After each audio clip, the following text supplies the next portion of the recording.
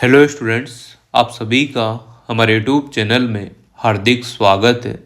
आज की इस वीडियो में पढ़ने वाले हैं एनसीईआरटी क्लास 8 विज्ञान विषय का 5वां चैप्टर, जिसमें हम पढ़ेंगे पौधे और जंतुओं का संरक्षण। तो 4 चैप्टर पहले ऑलरेडी अपलोड है। क्लास 6 और 7 के पूरे चैप्टर एनसीईआरटी के विज्ञान विषय के अपलोड हैं प्लेलिस्ट में। आप लोग आराम से पूरी वीडियो देख सकते हैं, चाहे आप RPSC first grade, second grade, third grade, REET या फिर सीटेट या फिर रेलवे की किसी भी प्रतियोगी परीक्षा में तैयारी कर रहे हो और जिनमें विज्ञान विषय आता हो, तो आप लोगों के लिए एनसीईआरटी बहुत ही इंपॉर्टेंट है। तो चैनल को आप लोग सब्सक्राइब जरूर कर लीजिएगा और वीडियो को ज़्यादा से ज़्यादा शेयर किया करो ताकि और भी जो स्टूडेंट है वो जुड़ सके। तो 5वां चैप्टर है पौधे और जंतुओं का संरक्षण। संरक्षण का मतलब आप अच्छे से समझ गए होंगे, किसी चीज़ का बचाव करना। ठीक है, हमने देखा था कि कक्षा 7 में बूजो और फहेली ने प्रोफेसर अहमद और टीबू के साथ वन भ्रमण किया था। वह अपने सहपाठियों के साथ अपने अनुभव बांटने के लिए बहुत उत्सुक थे। कक्षा के दूसरे सहपाठी मतलब तो जो आपके यार दोस्त रहते हैं, क्लास में साथ पढ़ते हैं वो, ठीक है ना। सहपाठी भी अपने अपने अनुभव बांटने के लिए अत्यंत उत्सुक थे, क्योंकि उनमें से कुछ भरतपुर अभ्यारण्य भ्रमण करने गए थे। आप सभी को पता है कि भरतपुर में जो अभ्यारण्य है वहाँ पर कुछ जो है भ्रमण करने गए थे। कुछ ने काजीरंगा राष्ट्रीय उद्यान और लोकचाऊ वन्य जंतु अभ्यारण्य तथा ग्रेट निकोबार बायोस्फीयर रिजर्व, बृहद निकोबार जैवमंडल संरक्षित क्षेत्र, बाघ संरक्षित क्षेत्र इत्यादि के बारे में सुना था। ठीक है, तो देखो, राष्ट्रीय उद्यानों, वन्य जंतुओं, अभ्यारण्यों एवं जैवमंडल संरक्षित क्षेत्रों को बनाने का क्या उद्देश्य है। तो यहाँ पर पहेली का ये डाउट है, तो चलिए इस पूरे चैप्टर में आपको सब चीज़ें कवर हो जाएगी। देखो, वनोन्मूलन एवं इसके कारण। हमारी पृथ्वी पर नाना यानी कि अनेक प्रकार के पौधे और जंतु पाए जाते हैं। ये मानव जाति के अस्तित्व एवं भली प्रकार से रहने के लिए आवश्यक होते हैं। आज इन जीवों के अस्तित्व के लिए वनोन्मूलन एक बहुत बड़ा खतरा बन गया है। हम जानते हैं कि वनोन्मूलन का मतलब है वनों का समाप्त होना, पेड़ पौधों का कटाई होना, घास वास पौधे जो है जंतुओं को द्वारा चपाट कर जाना, यानी कि एक तरह से बंजर हो जाना। ठीक है ना। वनोन्मूलन का अर्थ होता है वनों को समाप्त करने पर प्राप्त भूमि का अन्य कार्यों में उपयोग करना। जो वन है, जहाँ वन लगे हुए हैं, पेड़ पौधे लगे हुए हैं, उनको काट काट के अंधाधुंध यहाँ पर जो है फैक्ट्रियाँ खोली जा रही है, कुछ क्या किया जा रहा है, तो उससे क्या हो रहा है, वनोन्मूलन, यानी कि वनों को समाप्त करके वहाँ पर उस भूमि पर क्या किया जा रहा है, अन्य उद्योग धंधे, अन्य कार्य किए जा रहे हैं। वन में वृक्षों की कटाई निम्न उद्देश्यों से की जा सकती है। पहला, कृषि के लिए भूमि प्राप्त करना। दूसरा, घरों और कारखानों का निर्माण करने के लिए। और तीसरा, फर्नीचर बनाने और लकड़ी का ईंधन के रूप में उपयोग करने के लिए। ठीक है, अब देखो यहाँ पर देखो, दावानल एवं भीषण सूखा भी वनोन्मूलन के कुछ प्राकृतिक कारक होते हैं, पर वो प्राकृतिक है। क्रियाकलाप 5.1 अपनी सूची में वनोन्मूलन के अन्य कारणों को लिखिए, इन्हें प्राकृतिक और मानव निर्मित में वर्गीकृत कीजिए। वनोन्मूलन के परिणाम। पहेली और बूजो ने वनोन्मूलन के परिणाम याद करने का प्रयास किया। उन्हें स्मरण है कि वनोन्मूलन से पृथ्वी पर ताप और प्रदूषण के स्तर में वृद्धि होती है। इससे वायुमंडल में कार्बन डाइऑक्साइड का स्तर क्या होगा, बढ़ जाता है।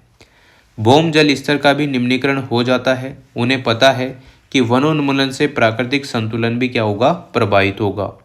प्रोफेसर अहमद ने उन्हें बताया था कि यदि वृक्षों की इसी प्रकार अनवरतल कटाई चलती रही तो वर्षा और भूमि की उर्वरकता में कमी आ जाएगी। अब यहाँ पर बूजो कह रहा है वनोन्मूलन से एक ओर जहाँ वर्षा में कमी आती है तो दूसरी ओर बाढ़ आना कैसे संभव हो सकता है। तो इसके अतिरिक्त बाढ़ तथा सूखे जैसी प्राकृतिक आपदाओं की संभावनाएं बढ़ जाती है। याद कीजिए कि प्रकाश संश्लेषण की क्रिया में पौधों को भोजन बनाने के लिए कार्बन डाइऑक्साइड की आवश्यकता होती है। कम वृक्षों का अर्थ है कि कार्बन डाइऑक्साइड के उपयोग में कमी आना, जिससे वायुमंडल में इसकी मात्रा बढ़ जाती है, क्योंकि कार्बन डाइऑक्साइड पृथ्वी द्वारा उत्सर्जित ऊष्मीय विकिरणों का प्रग्रहण कर लेती है। अतः इसकी मात्रा में वृद्धि के परिणाम स्वरूप विश्व उष्ण होता है। पृथ्वी के ताप में वृद्धि के जल चक्र का संतुलन बिगड़ता है और वर्षा दर में कमी आती है, जिसके कारण सूखा पड़ता है। मृदा के गुणों में परिवर्तन आने का मुख्य कारण वनोन्मूलन है। किसी क्षेत्र की मृदा के भौतिक गुणों पर वृक्षारोपण और वनस्पति का प्रभाव पड़ता है। भूमि पर वृक्षों की कमी होने से मृदा अपरदन अधिक होता है, ठीक है ना। अगर वृक्षों की कमी हो जाएगी तो मृदा अपरदन अधिक होगा। मृदा की ऊपरी परत हटाने से नीचे की कठोर चट्टानें दिखाई देने लगती है, जिससे मृदा में ह्यूमस की जो है कमी हो जाती है और इसकी उर्वरकता में अपेक्षाकृत कम होती है। धीरे धीरे उर्वरक भूमि मरुस्थल में परिवर्तित हो जाती है और इसे कहते हैं मरुस्थलीकरण, ठीक है ना। भूमि का मरुस्थल की ओर जाना क्या कहलाएगा? मरुस्थलीकरण, ठीक। वनोन्मूलन से मृदा की जल धारण क्षमता और भूमि के ऊपरी सतह से जल के नीचे की ओर अंतःस्वरण पर भी विपरीत प्रभाव पड़ता है, जिसके परिणाम स्वरूप बाढ़ आती है। मृदा के अन्य गुण जैसे पोषक तत्व, गठन इत्यादि भी वनोन्मूलन के कारण प्रभावित होते हैं। हमने कक्षा 7 में पढ़ा था कि वनों से हमें अनेक उत्पाद प्राप्त होते हैं। इन उत्पादों की सूची बनाइए। यदि हम वृक्षों को निरंतर कटाई करते रहे तो क्या हमें इन उत्पादों की कमी का सामना करना पड़ेगा? क्रियाकलाप 5.2 वनोन्मूलन से वन प्राणी जीवन भी प्रभावित होता है। कैसे? इन कारणों की सूची बनाकर अपने कक्षा में इनकी चर्चा कीजिए। वन एवं वन्य प्राणियों का संरक्षण। वनोन्मूलन के प्रभाव जानने के पश्चात पहेली और बूझो चिंतित थे। वे प्रोफेसर अहमद के पास गए। उन्होंने पूछा कि वन एवं वन्य प्राणियों को किस प्रकार बचाया जा सकता है। तो देखो, प्रोफेसर अहमद ने पहेली बूझो और उनके सहपाठियों के लिए जैवमंडल संरक्षित क्षेत्र के भ्रमण का आयोजन किया। इसके लिए उन्होंने पंचमढ़ी जैवमंडलीय सुरक्षित नामक क्षेत्र को चुना। वे जानते हैं कि इस क्षेत्र के पौधे एवं जंतु ऊपरी हिमालय की श्रृंखलाओं एवं निचली पश्चिमी घाट के समान हैं। प्रोफेसर अहमद का विश्वास है कि इस क्षेत्र की जैव विविधता अनूठी है, मतलब कि यहाँ का जो है वातावरण डिफरेंट टाइप का है। उन्होंने वन कर्मचारी श्री माधव जी से जैवमंडलीय सुरक्षित क्षेत्र में बच्चों को मार्ग निर्देशन करने का अनुरोध किया।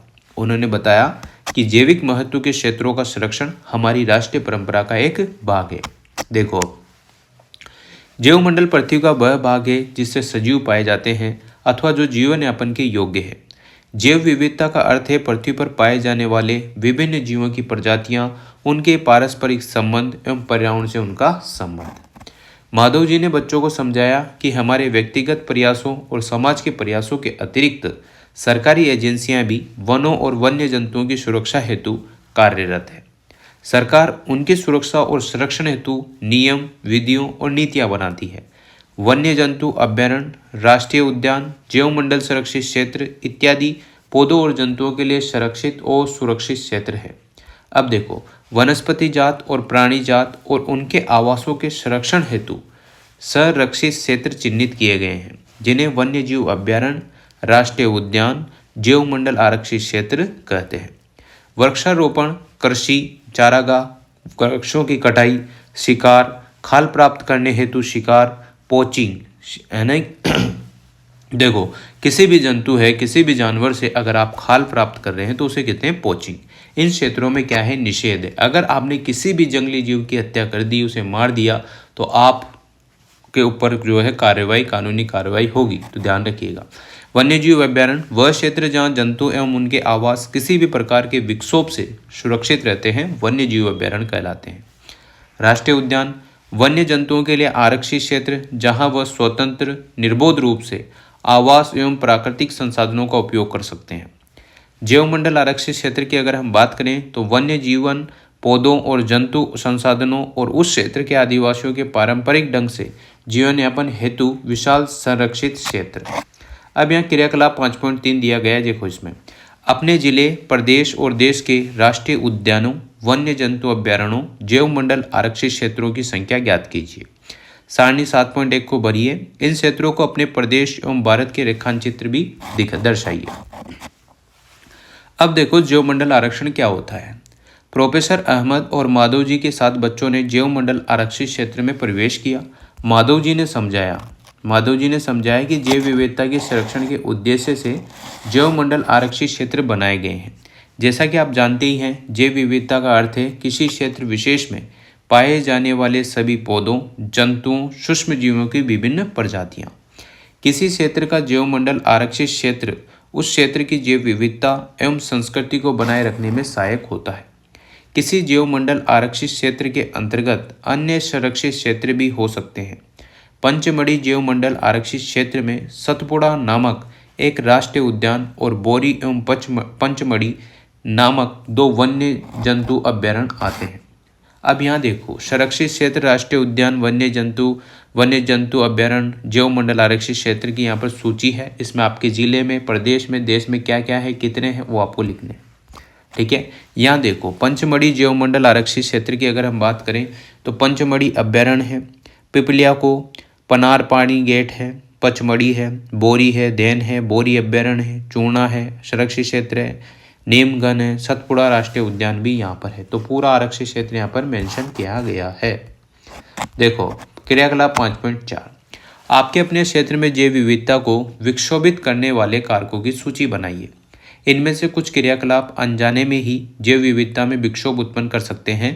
मनुष्य की इन गतिविधियों की सूची बनाइए। इन्हें कैसे रोका जा सकता है? अपनी कक्षा में इनकी चर्चा कीजिए और इनकी संक्षिप्त रिपोर्ट अपनी कॉपी में नोट कीजिए। देखो, पेड़ पौधे, जीव जंतु। बच्चों ने भ्रमण करते समय जैवमंडल आरक्षित क्षेत्र की हरियाली संपदा की प्रशंसा की। वे लंबे लंबे सागौन यानी कि टीक के वृक्षों और वन्य प्राणियों को देखकर प्रसन्न थे। ठीक है, पहेली ने अचानक एक खरगोश देखा और उसे पकड़ने का प्रयास किया। वह उसके पीछे दौड़ने लगी। प्रोफेसर अहमद ने उसे रोका। उन्होंने समझाया कि जंतु अपने आवास में प्रसन्न रहते हैं, हमें उनको परेशान नहीं करना चाहिए। माधव जी ने समझाया कि कुछ जंतु एवं पौधे एक क्षेत्र विशेष में पाए जाते हैं। किसी विशेष क्षेत्र में पाए जाने वाले पेड़ पौधे उस क्षेत्र के वनस्पति जात एवं जीव जंतु प्राणी जात कहलाते हैं। जो वनस्पति है, वो जो पेड़ पौधे हैं वो तो वनस्पति जात, और जो जीव जंतु है वो प्राणी जात कहलाते हैं। साल, सागौन, आम, जामुन, सिल्वर फर्न, अर्जुन इत्यादि जो है वनस्पति जात यानी कि पौधे हैं। चिकारा, नीलगाय, बर्किंग, हिरण, चीतल, तेंदुआ, जंगली कुत्ता, भेड़िया, ये सभी क्या है? पचमढ़ी जैवमंडल आरक्षित क्षेत्र के प्राणी जात है। यहाँ पर आपको डायग्राम दिख रहे हैं। जंगली कुत्ता आपने देखे रखा होगा, हिरण आपको दिख रहा होगा, चीतल यहाँ पर दिख रहा है, और भेड़िया यहाँ पर है, तेंदुआ है, फर्न है और जामुन है। जो वनस्पति जात है वो तो पेड़ पौधे हैं, और जो जंतु है वो प्राणी जात है। समझ गए इतनी बात? चलो, क्रियाकलाप 5 में वही सूची की बात की गई है। 5.6 देखो, विशेष क्षेत्र प्रजाति। बच्चे शीघ्र ही शांतिपूर्वक गहरे वन में प्रविष्ट हो गए। बच्चे एक विशालकाय गिलहरी को देखकर अचंभित रह गए। इस गिलहरी की एक लंबी फलदार पूंछ है। वे इसके विषय में जानने के लिए बहुत उत्सुक हैं। आप भी जानने को उत्सुक रहते ही होंगे। कहीं ना कहीं जाते हैं तो कुछ अजीब सी चीज़ देख लेते हो तो जानना चाहते हो। माधव जी ने बताया कि इसे विशाल गिलहरी कहते हैं और यहाँ विशेष क्षेत्रीय स्पंजी है, स्पीसीज है। ठीक है, पौधों एवं जंतुओं की वह स्पीसीज जो किसी विशेष क्षेत्र में विशिष्ट रूप से पाई जाती है उसे विशेष क्षेत्रीय स्पीसीज कहते हैं। ये किसी अन्य क्षेत्र में प्राकृतिक रूप से नहीं पाई जाती। किसी विशेष प्रकार का पौधा या जंतु किसी विशेष क्षेत्र, राज्य अथवा देश की विशेष क्षेत्रीय हो सकते हैं। माधव जी ने पचमढ़ी जैवमंडल आरक्षित क्षेत्र में स्थित साल और जंगली आम के पेड़ को, ये देखो जंगली आम का पेड़ है। ठीक है, मैंने सुना है कि कुछ विशेष क्षेत्रीय स्पीसीज विलुप्त हो सकती है, क्या यह सच है? तो यहाँ से अपन ने छोड़ा था, पेड़ को दिखाकर विशेष क्षेत्रीय वनस्पति जगत का उदाहरण दिया। विषम भारतीय विशाल गिलहरी तथा उड़ने वाली गिलहरी इस क्षेत्र के विशेष क्षेत्रीय प्राणी है। प्रोफेसर अहमद ने बताया कि इसके आवास के नष्ट होने, बढ़ती हुई जनसंख्या एवं नई स्पीसीज के प्रवेश से विशेष क्षेत्रीय स्पीसीज के प्राकृतिक आवास पर प्रभाव पड़ सकता है और इसके अस्तित्व को भी खतरा हो सकता है। ठीक है, तो यहाँ पर देखो, स्पीसीज सजीवों को समाविष्ट का वह समूह है जो एक दूसरे से अंतर्जगत करने में समक्ष होते हैं। इसका अर्थ है कि एक जाति के सदस्य केवल अपनी जाति के सदस्यों के साथ अन्य जाति के सदस्यों को छोड़कर जनन संतान उत्पन्न कर सकते हैं। एक जाति के सदस्यों में सामान्य लक्षण पाए जाते हैं। ठीक है ना, यहाँ पर लिखो, देखो 5.6 लिखा हुआ है, जिस क्षेत्र में आप रहते हैं वहाँ के पौधे और उसका पता करना है। ठीक है, ये नॉर्मल है, आप लोग कर सकते हैं। अब देखो, वन्य प्राणी अभ्यारण्य। शीघ्र ही पहले ने एक बोर्ड देखा जिस पर लिखा हुआ था पचमढ़ी वन प्राणी अभ्यारण्य। प्रोफेसर अहमद ने बताया कि आरक्षित वनों की तरह ही कुछ ऐसे क्षेत्र होते हैं जहाँ वन्य प्राणी यानी कि जंतु सुरक्षित और संरक्षित रहते हैं, इन्हें वन्य प्राणी अभ्यारण्य कहते हैं।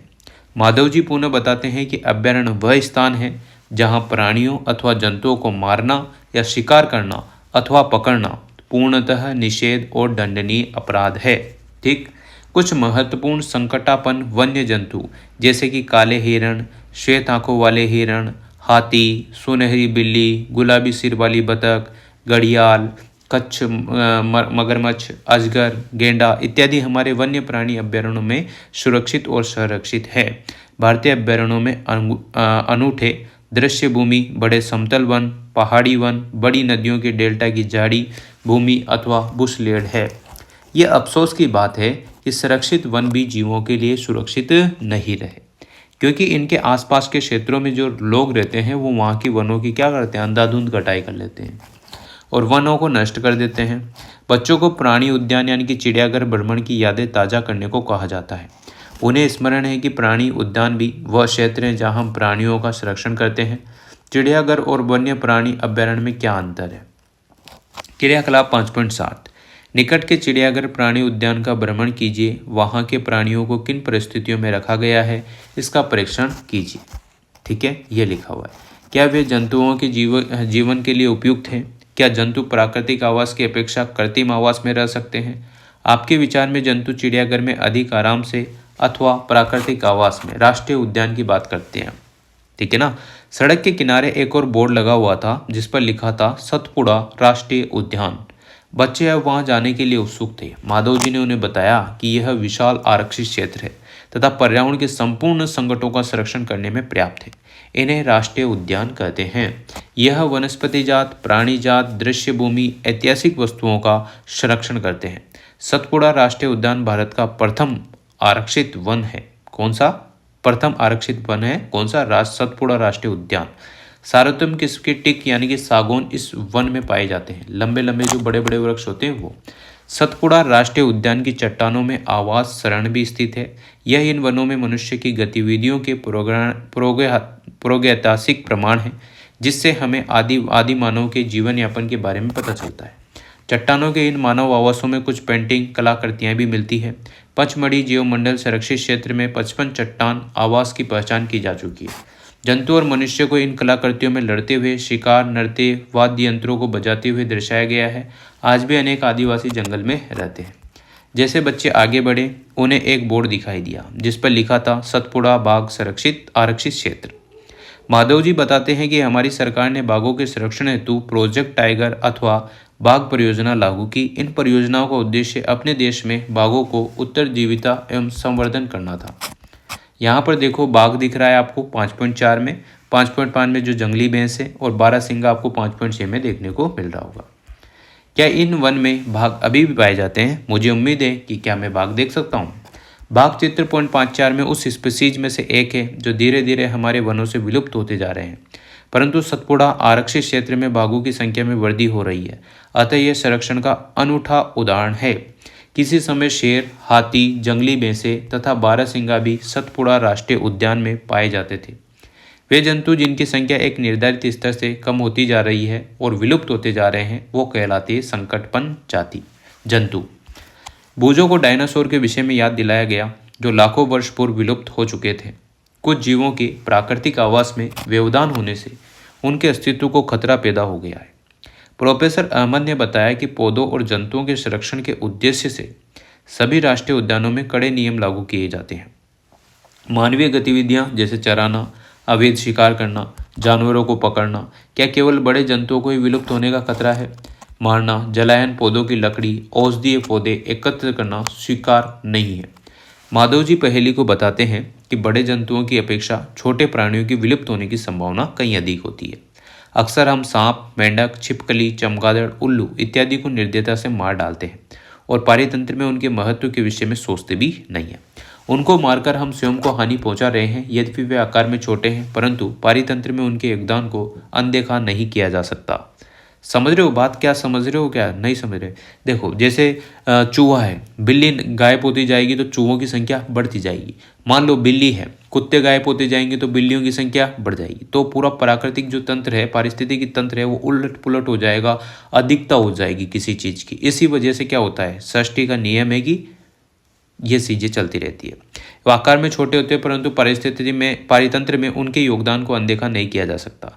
वे आहार जाल और आहार श्रृंखला के भाग हैं। किसी क्षेत्र के सभी पौधे, प्राणी और सूक्ष्म जीव अजैव घटकों जैसे कि जलवायु, भूमि, नदी, डेल्टा इत्यादि संयुक्त रूप से किसी पारितंत्र का निर्माण करते हैं।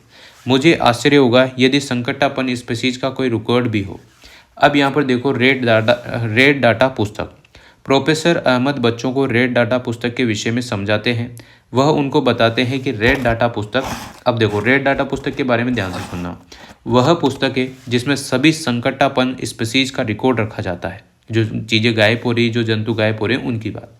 पौधों, जंतुओं और अन्य स्पीशीज के लिए अलग अलग रेड डाटा पुस्तकें हैं। रेड डाटा पुस्तक के विषय में अधिक जानकारी आपको कंप्यूटर पर यह सर्च कर लेना है, इससे प्राप्त हो जाएगी। प्रवास। प्रवास का मतलब होता है कहीं लेना, रहना, ये अलग अलग जगह जाके रहना। वो माधव जी के निर्देशन में भ्रमण पार्टी गहरे वन में प्रवेश करती है। वह तवा सुरक्षित क्षेत्र में कुछ समय आराम करते हैं। पहेली ने नदी के समीप कुछ पक्षी देखे। माधव जी बताते हैं कि यह प्रवासी पक्षी है। यह पक्षी संसार के अन्य भागों से उड़कर यहाँ आए हैं। जलवायु में परिवर्तन के कारण प्रवासी पक्षी प्रत्येक वर्ष सुदूर क्षेत्रों से एक निश्चित समय पर उड़कर आते हैं और वह यहाँ अंडे देने के लिए आते हैं। क्योंकि उनके मूल आवास में बहुत अधिक शीत यानी कि सर्दी होती है, उस कारण वो यह अपना जीवन यापन अनुकूल नहीं समझते हैं। ऐसे पक्षी जो उड़कर सुदूर क्षेत्रों तक लंबी यात्रा करते हैं उन्हें प्रवासी पक्षी कहते हैं। क्या होगा जब हमारे पास लकड़ी ही नहीं बचेगी? क्या लकड़ी का कोई विकल्प उपलब्ध है? मैं जानती हूँ कागज एक महत्वपूर्ण उत्पाद है जो हमें वनों से प्राप्त होता है। मुझे आश्चर्य है यदि कागज का कोई और विकल्प उपलब्ध हो। देखो, कागज का पुनःचक्रण। प्रोफेसर अहमद ने बताया कि बच्चों का ध्यान वनोन्मूलन के एक और कारण की ओर आकर्षित हो रहा है। वह उन्हें बताते हैं कि 1 टन कागज प्राप्त करने के लिए पूर्ण रूपेण विकसित 17 वर्षों को काटा जाता है। हमें कागज की बचत करनी चाहिए। प्रोफेसर अहमद ये भी बताते हैं कि उपयोग के लिए कागज का 5 से 7 बार तक पूर्ण चक्रण किया जा सकता है। यदि कोई छात्र दिन में मात्र 1 कागज की बचत करता है तो हम 1 वर्ष में अनेक वृक्ष बचा रहे हैं। हमें कागज की बचत करनी चाहिए, इसका पुनः उपयोग एवं पुनः चक्रण करना चाहिए। इसके द्वारा हम न केवल वृक्षों को बचाएंगे वरन कागज उत्पाद के उपयोग में आने वाले जल एवं ऊर्जा की बचत भी कर सकते हैं। इसी के साथ साथ कागज उत्पादन के उपयोग में भी आने वाली हानिकारक रसायनों में भी कमी आएगी। क्या वनोन्मूलन का कोई स्थायी हल है? देखो, पुनः वृक्षारोपण। प्रोफेसर अहमद का सुझाव है कि वनोन्मूलन का उत्तर पुनः वृक्षारोपण है। पुनः वृक्षारोपण में काटे गए वृक्षों की कमी पूरी करने के उद्देश्य से नए वृक्षों का रोपण करना है। रोपण वाले वृक्ष सामान्यतः उसी स्पीशीज के होते हैं जो उस वन में पाए जाते हैं। हमें कम से कम उतने वृक्ष लगाने ही हैं जितने हम काटते हैं। प्राकृतिक रूप से भी वन का पुनर्रोपण हो सकता है यदि वनोन्मूलित क्षेत्र को अबाधित छोड़ दिया जाए तो यह स्वतः पुनर्स्थापित हो जाता है। प्राकृतिक पुनर्रोपण में मानव गतिविधियों का कोई स्थान नहीं है। हम अपने वनों को अब तक बहुत अधिक नष्ट कर चुके हैं। यदि हमने अगली पीढ़ी के लिए हरी संपदा बनाए रखनी है तो अधिक वृक्षारोपण ही एकमात्र विकल्प है। प्रोफेसर अहमद ने उन्हें बताया कि भारत वन संरक्षण अधिनियम है। इस अधिनियम का उद्देश्य प्राकृतिक वनों का परिरक्षण और संरक्षण करना है। साथ ही साथ ऐसे उपाय भी करना है जिससे वन में और उनके समीप रहने वाले लोगों की आधारभूत आवश्यकताओं की पूर्ति हो सके। कुछ समय विश्राम करने के पश्चात माधव जी ने बच्चों को वापस चलने को कहा क्योंकि सूर्यास्त के पश्चात वन में रुकना ठीक नहीं है ना। वापस आने के बाद प्रोफेसर अहमद और बच्चों ने इस उल्लासपूर्व अनुभव के लिए माधव जी का आभार व्यक्त किया। तो इस चैप्टर के जो मोस्ट इम्पोर्टेंट शब्द थे, जैव विविधता, जैव आरक्षण संरक्षण, वनोन्मूलन, मरुस्थलीकरण, पारितंत्र, संकटापन्न स्पीशीज, विशेष क्षेत्रीय स्पीशीज, विलुप्त प्राणी जात, वनस्पति जात, प्रवासी पक्षी, राष्ट्रीय उद्यान, रेड डाटा बुक, पुनर्रोपण और अभ्यारण्य। अब इस चैप्टर में क्या क्या चीज़ें अपन ने सीखी उस पर बात करते हैं। वन्य प्राणी अभ्यारण्य, राष्ट्रीय उद्यान एवं जैव मंडल आरक्षित क्षेत्र ऐसे नाम हैं जो वन और वन प्राणियों का संरक्षण और परिरक्षण हेतु बने हैं। जैव विविधता का अर्थ है किसी विशिष्ट क्षेत्र में पाए जाने वाले सजीवों की विभिन्न किस्में। किसी क्षेत्र के सभी पौधे एवं जंतु उस क्षेत्र के वनस्पति जात और प्राणी जात से जाने जाते हैं। विशेष क्षेत्रीय स्पीशीज किसी क्षेत्र विशेष में पाई जाती है। संकटापन स्पीशीज वह स्पीशीज है जो विलुप्त होने के कगार पर है। रेड डाटा पुस्तक में संकटापन स्पीशीज का रिकॉर्ड रहता है। प्रवास वह परिघटना है जिसमें किसी स्पीशीज का अपने आवास से किसी अन्य आवास में हर वर्ष की विशेष अवधि में विशेषकर प्रजनन हेतु चलन होता है। हमें वृक्ष, ऊर्जा और पानी की बचत करने के लिए कागज की बचत, उनका पुनः उपयोग, पुनः चक्रण करना चाहिए। पुनः अवरोपण, नष्ट किए गए वनों को पुनः स्थापित करने के लिए रोपण करना है। तो इस प्रकार से आप लोगों को चैप्टर समझ में आ गया होगा। नॉर्मल हिंदी भाषा में ही था चैप्टर, आराम से समझ में आ गया होगा। 2-4 छोटे छोटे क्वेश्चन थे जो आपके समझ में आने चाहिए थे और ये क्वेश्चन आप लोग कर लीजिएगा। इसी से आपको आइडिया होगा कि आपको रियल में भी चैप्टर समझ में आया है या नहीं आया है। उम्मीद करता हूँ आप लोगों के लिए ये चैप्टर और ये जो एनसीईआरटी से रिलेटेड वीडियो मैं अपलोड कर रहा हूँ बहुत ही महत्वपूर्ण रही होगी, भूमिका बहुत अच्छी रही होगी इन्हों की। तो आप लोग जो भी स्टूडेंट जुड़े हुए हैं वो ज़्यादा से ज़्यादा स्टूडेंट जोड़ेंगे तो जल्दी हमारे 100 सब्सक्राइब कंप्लीट होने के बाद हम लाइव सेशन ले सकते हैं, इससे पहले नहीं ले सकते हैं। तो जल्दी जल्दी आप लोग कोशिश करो और भी दोस्तों को जोड़ने की। और अगर आप लोगों को वीडियो अच्छी लगी हो तो like, comment, share and subscribe. Thanks for watching.